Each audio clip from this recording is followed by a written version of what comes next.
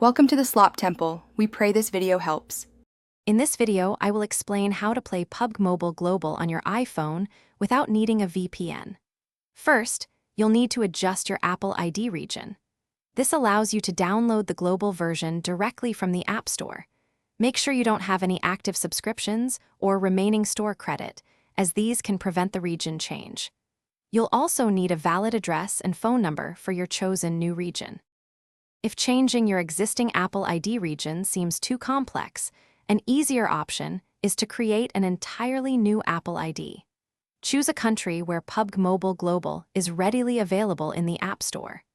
This new account will then grant you direct access to download the game. Remember to use a different email address for this new Apple ID than the one associated with your primary account. Once your Apple ID is set to a supported region, either by changing your existing one or creating a new one, log into the App Store. Search for PUBG Mobile Global and proceed with the download. The game file size is typically around 2 GB, so ensure you have sufficient storage. After the game is installed, you can log out of the modified Apple ID and switch back to your primary account for other app updates. Keep in mind that for future game updates, you will need to temporarily log back into the Apple ID associated with the supported region.